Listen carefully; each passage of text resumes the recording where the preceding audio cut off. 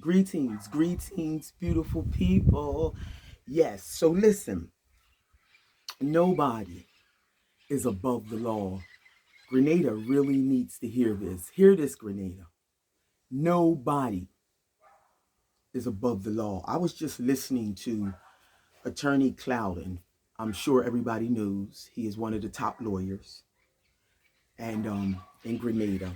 And he was sharing his response on the police brutality that happened, I guess, less than 24, 48 hours. It's a video that's going around on YouTube, just like you already see this video.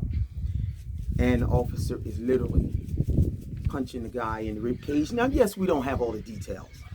We don't have all the details, but are there any details needed? Because it's not like the guy was like, trying to throw back or do something. He didn't even try to defend himself.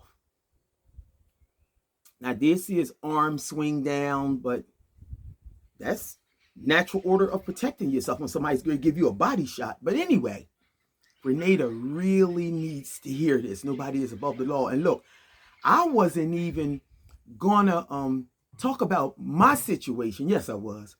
Yes, I was, because I've been ready to do a 10-part series on corruption. I did. I was. But I was going to let it go, so to speak. But when I was just watching YouTube, and I seen this, I got a few little notes here. And I seen Clouden come on. Oh, first of all, I was watching Ride Along, y'all. If you don't know Ride Along, he's one of our local YouTube my fellow YouTuber. And he always had the good stuff, the stuff that's really happening, and he always allows the people to chime in. And I see he did his live about a couple hours ago, like 22 hours ago or something, and I missed it. Well, I watched it now, but he opened the WhatsApp line for people to call in. I'm telling you, I would have called in, because today was the day that I came face to face with the investigating officer for the young boy that stole my car, right? And even though everything has worked out in my favor, and it's over.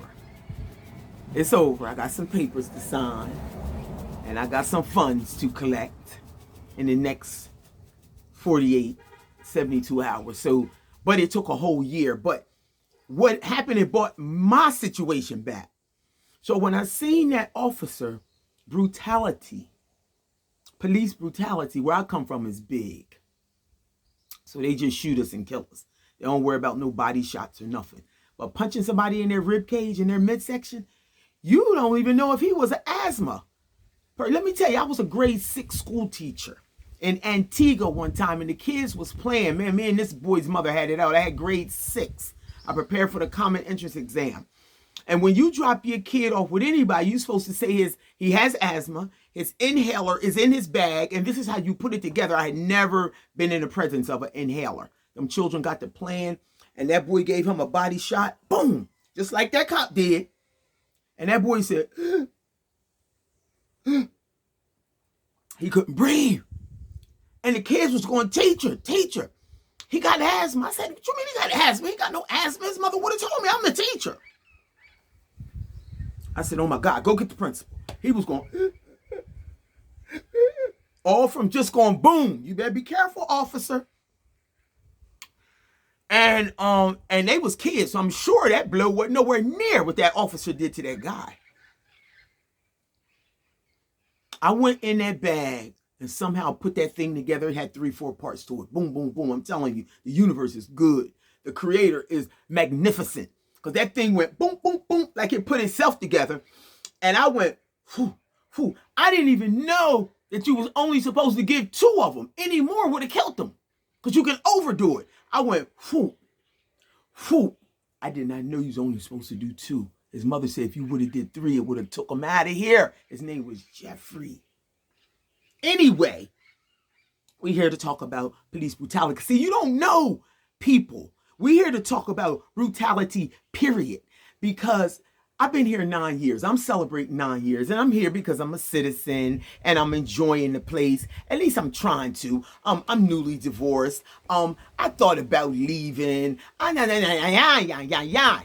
But I want to leave when I'm ready to leave. But the thing that goes down with the law, now I know your laws are different than where I come from. But crooked is crooked. Yeah. It don't take the 2 master degrees that I got to know who's crooked and who's not. So I've had experiences these past year in the courtroom. This might have to do a part 2, y'all. The courtroom, lawyers, judges. This has been my whole last year. The car was stolen last Christmas Eve. Christmas Eve just passed, and we in February, so that's 12, 14 months. And they just working it out in my favor. Let me say that. But today was the day that I came face to face with the investigating officer outside the courtroom. Dang it, I just ate some peanuts. I'm sorry. You talking about corruption, incompetence, need to be retrained. And I ain't saying this. I'm talking about the prosecutor was even looking at him. The judge was even looking like, how long you been an officer? I think he mumbled 11 years or something. You know, when they don't want you to understand, they're saying they get the mumbling and shit. Prosecutor said, my lawyer said, that's a long time. The judge said, yeah, that is a long time. Like, you should have known better. You mean to tell me you was handed down as the investigating officer, you never thought it was an intricate part of the case to talk to Miss Natural, the one that reported her car stolen within 24 hours?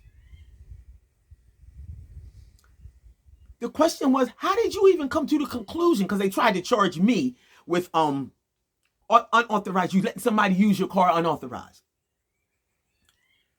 I said, me? My lawyer said, how did you come to that conclusion? That natural, because the guy said that's what he said.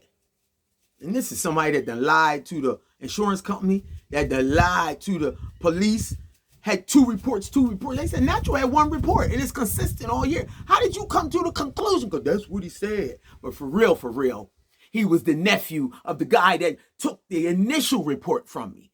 This guy was just handing it down. Here, you do it. Type shit. Check it out now. We're talking about. So, today was the day. I came face to face with them. Yeah, we ain't gonna call no names. We ain't gonna call no badge numbers because I could easily do that. We ain't gonna do that because everybody know who you are when you stand in with your silly looking self. I'm gonna take that back because I'm trying to keep this thing professional. Standing there in the middle of the road, across from the terminal. That's all they train you to do. So I was coming across and I couldn't resist it. And I said, you know what, officer? And he was talking to another guy. I know it shocked the hell out of him. I said, you know what, officer? And when he realized I was talking to him, he was like, excuse me. I was like, you know what? Nobody should ever put you in a position ever again to investigate anything. Oh, the guy stepped back that he was talking to. The guy was on the stoop, and I was trying not to be, but when I get excited about corruption and brutality and stuff, that stuff makes me go a notch level higher. So I said, nobody should ever allow you ever to investigate anything. I said, you playing with people's lives. This is my life. I said, you never thought to talk to me? He said, well, I was just presenting the case. Presenting what case? I reported my car stolen. The boy ran from you for 2 weeks. But I already know what it is. When everybody's related, that's your boy's nephew. And you was trying to save that ass. But guess what? You can't save him now because I got mine. I was just presenting. I said, presenting what? Somebody that lied to you? That lied to the insurance company?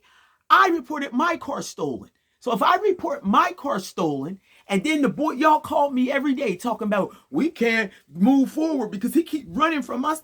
And I told y'all, what did I tell y'all? I said, chase him. Fire a couple shots in the air. They was looking at me like, girl, go ahead with that American shit. But I said, you know you was wrong. He said, well, okay, then I was wrong. Now, see, this is a time I would have loved to have my YouTube camera running, but I didn't want to go up to him. Disrespectful police officer in his face, because that shit would have been on tape. He said, oh, okay, so I was wrong. I said, yeah, you was. I said, you really need to be retrained. And so then I went on about my business. But this is what took me, because nobody is above the law. Grenada, hear this. Please like, subscribe, and share, y'all. I'm sorry, I didn't even say that. So Ride Along, who I was just listening to, he said at the end, I'm reading my paper. He said when he opened up the WhatsApp for the citizens to call in, he said, citizens, I really, really want to hear from y'all. Oh, man, I'm sorry I missed that live. I would have called. I never call in Ride Along. I just listen to him, support his channel, like, subscribe, and I share, and I comment, and I keep going. And I take in the information because he be having some good topics, some real shit. And he says, citizens, if you're watching, how do you feel about this? What do you think? He just showed the clip of the video a couple times, excuse me. And then he said, what advice, callers, what advice do anybody have for the younger officers coming up in the force? And I was just thinking the other day, I was looking at the officers because they look like they're 19 and 20 and 22. And I was saying in my mind, it is so sad that they're going to have to be trained by these unethical, need to be retrained, can't solve a simple domestic dispute called, I don't mean to disrespect you, but this is the reputation that you've built for yourself on your beautiful little island. It ain't just me saying it. And I was looking at the officers saying it's going to be sad because they're going to be trained by somebody who need to be retrained. And we all know that training is an issue on the island when it shouldn't be. It shouldn't be. Let somebody come in and help you. But your ego and your pride so big. Your ego and your pride so big. And guess what? I said they got to be trained by people that need to be retrained. That thing going to be ugly unless it's a situation like my lawyer. My lawyer was wicked, y'all. David Edmund. Tell him Natural sent you. EDMUND. You know how most lawyers will work with the crookedness, right? Not this man. He lit that courtroom up on my behalf. Had that boy stole my car, he had him say about 6 times, I lied. I wanted to say, boy, you're telling on yourself. I lied on the insurance justice report. I lied to the police. I lied on the police report. I lied to Miss Natural about her car. I lied. I was like, what the hell? It's like somebody had mesmerized him or something. That lawyer, wicked. He still got his own mind and he's still fresh. And yes, he serves Trinity, St. Vincent, and Grenada. And he's still fresh. Unless you run across some officers like that who are willing to make a difference.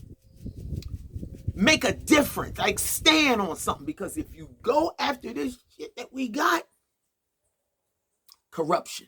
They'll be busting you in your rib cage, standing on a stand with their hands, I swear that too, holding up that too, and protecting their boy's nephew at the same time. Playing games. Gonna try to charge me. I report my car stolen. You try to charge me. This boy got no license. And look, just as the judge was saying, do you have any more cases in this courtroom? Blah, blah, blah, blah, blah, blah. Soon as he formed his lips. So anyway, I'm sorry, people. The phone, the stuff ran out, the time and everything. But listen, this will have to be a part 2 because I'm not finished. Because for real, the corruption thing come all the way down from the commissioner. So I'm telling y'all the whole story because y'all been rocking with me through this whole thing. I was just trying to be quiet until all this thing was over, because there was too much money involved that was owed to me. So now that we at the bottom of that thing, I just want to see and thank you. I want to thank you, Ride Along. Thank you, Ride Along, because you exposing yours and everybody need to be exposing theirs because this thing is ugly. Nobody is above the law. Grenada needs to hear this. But what I wanted to say at the end before we go on to part 2 will be coming. Just as the boy formed his lips to say no, to the judge. I don't have any other cases in here like this. The police officer walked through the door with his record jacket and it said unauthorized use of a vehicle, driving with no license, car theft. He was just a thief. And so what I wanted to say, that advice, the citizens and the commissioner, I hope they don't send that same incompetent, corrupted man that I confronted today, that police officer, across from the terminal. I hope they don't send him to investigate this case, because guess what? That boy gonna have to spend a whole lot of money on lawyer fees, and I hope he has it like I did. Because the crookedness is running rampant. Like, his investigation skills were so off, they start questioning him in the courtroom. So part 2 is coming, and it starts with the commissioner. No disrespect, commissioner, but you was wrong too. Love and respect. I'll see you at part 2.